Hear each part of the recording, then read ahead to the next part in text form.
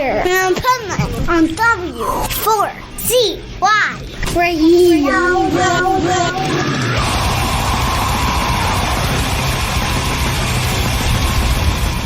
This is the Pipeman here on the Adventures of Pipeman W4CY Radio, and this is the Positively Pipeman segment where we have our resident expert on powerful business strategies. And he represents an amazing company that you have to check out called Next Step CFO. So welcome to the show, Michael Barbarita. Thank you for having me again, Dean.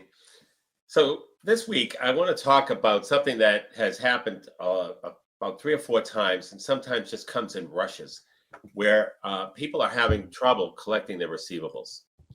Now, if you want to be good at collecting receivables, which should be every company you can think of, if you want to be good at collecting receivables, you really have to have an accounts receivable policy that's done consistently. You can't take a vacation from it. You've got to stay right on it. And I'm going to give you an example of an accounts receivable policy that has worked very well for my clients once they establish it and actually put it finally implement it and execute it. So first of all, somebody, and it might be the business owner, I prefer it not to be, more like a bookkeeper, they need to review accounts receivable once a week to determine if there are any past due accounts. Now, if you have terms and people are paying within terms, I'm not talking about that. I'm talking about those past due on the accounts receivable report that start to fade to the right on the accounts receivable report, meaning they're over 30 days or anywhere between 1 and 30 days past due, over 30 days, over 90 days. So once an account gets past due, anywhere between 3 and 7 days, you need to call them.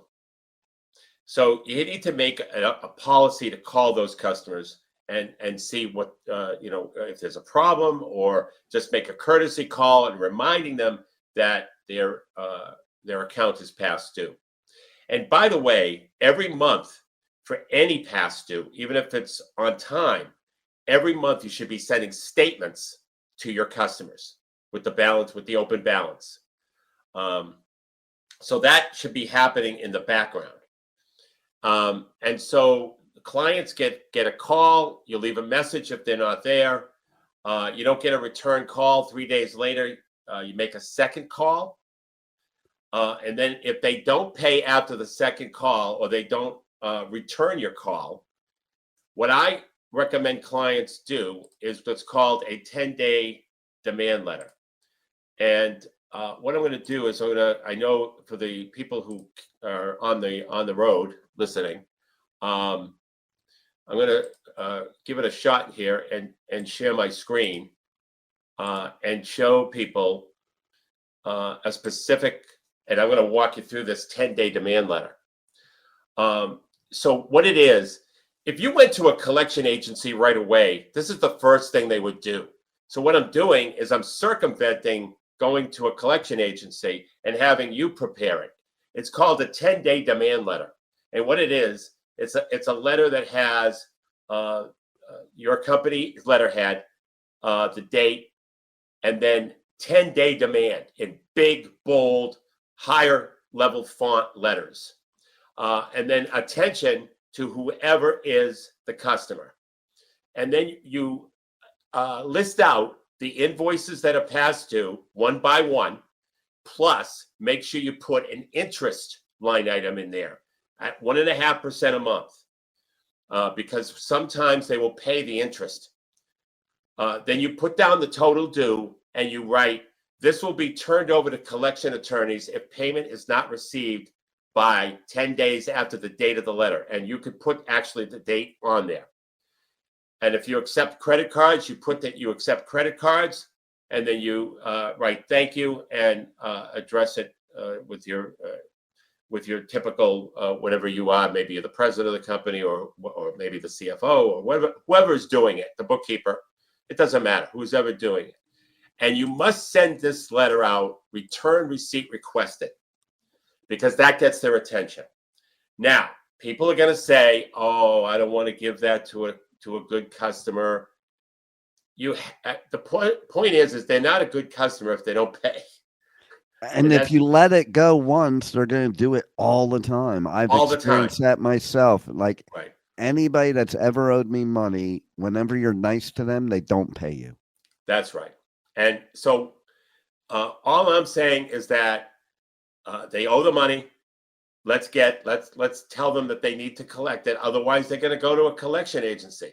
Now, after 10 days, if you make one last courtesy call, and then if they don't respond to that call, then you take it to the collection attorney. And the reason is it's very simple. And I've done it. I do it all the time. And I have threatened to repossess vehicles of companies. I've actually repossessed a vehicle, although they paid as soon as the sheriff comes to take the vehicle. That's it. The ball game's over.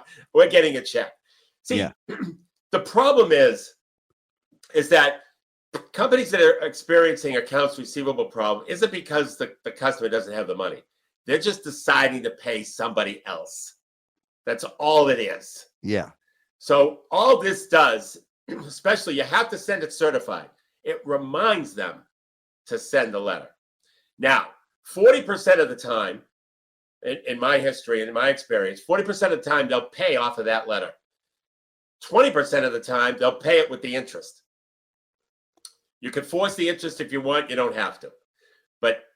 And make sure all your invoices say that 1.5% interest is due on a late payment. That's very important to put that in there. But even if you didn't, still put the interest in there on the demand letter. So so 40% of the time you're getting paid faster, and you're getting paid sometimes a little more because of the interest. But and then if they don't pay, then they're probably going to be deadbeats if they don't pay. Yeah. And that's when you put the collection agency on them.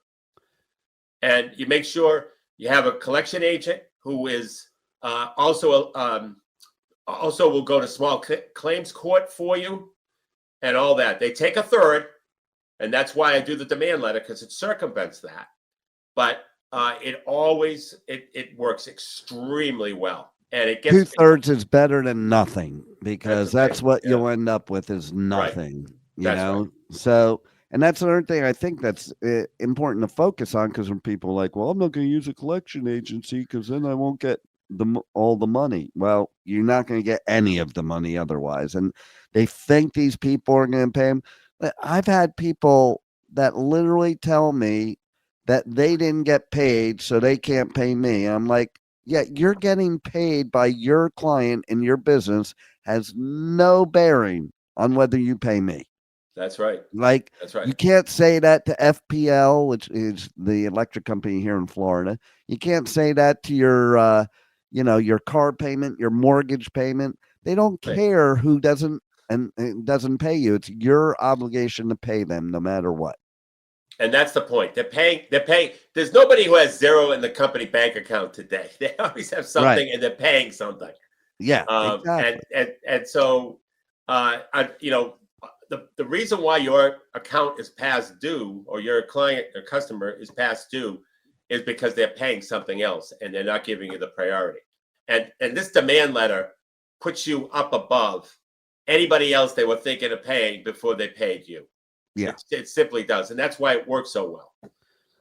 But there are clients, 60% of the time they were going to be deadbeats anyway, that you have to take to collection, and you let the attorney handle it. It's in their hands from then on.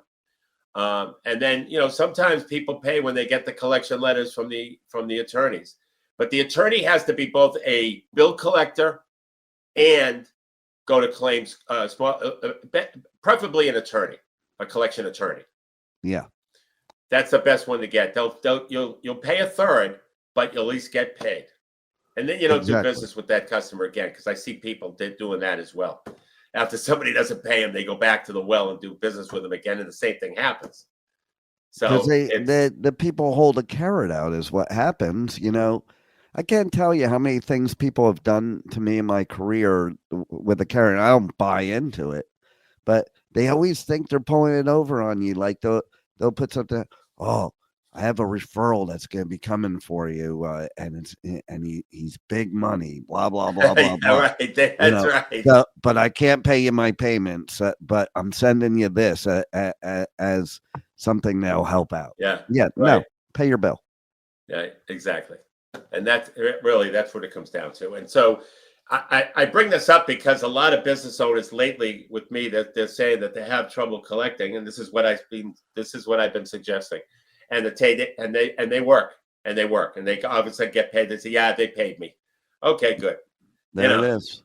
And you didn't go to a collection agent when you send the 10-day demand. You've circumvented the process. You've given yourself priority. You've given yourself priority for future invoices too, by the way, because they know the process. Totally. And by the way, here's one other important point. If you're too afraid to do that, what I'm suggesting is you go ahead and you do it. And then if somebody says, hey, why'd you do that to me? Or, somebody who's maybe been a customer a long time, you say, oh, you know what? It's just a bookkeeping thing. This is just our process. And it somehow went through the cracks that your particular certified mail went out. That's all you say. And it's over. Exactly. And it's over. It's a bookkeeping procedure. That's all you say. And by the way, it is. Totally. How do they get more information from you about this and many other powerful business strategies? So what I like doing, Dean, is book interviews. This is where, because business is constantly changing, I like to keep my book updated with fresh new material. And so I get that fresh new material from business owners. And the way a book interview works is it's 60 minutes on Zoom. I present strategies from my book, and then I ask the business owner if the strategy that they were just presented, what the impact would be for a business that would implement it in their industry, and then I document it for the book. But the beautiful thing about it is they get to learn business strategies their competition isn't doing. And so to get a book interview, you go to nextstepcfo.net/contact, fill out the contact form in the message section, put the words book interview, and then I'll send you a calendar link so you can schedule the book interview and we go from there. Beautiful. Well, once again, a great week of powerful business strategies from you, Michael Barbarita. And thank you for all you do for businesses to help them out. And everybody, I implore you to reach out to Michael because even if you're successful, he can help you with strategies that'll make you more successful. And tune in next week because we will have some more powerful business strategies with Michael Barbarita. Thank you. Thank you, Dave. Thank you for listening to the Adventures of Pipeman on W4CY Radio.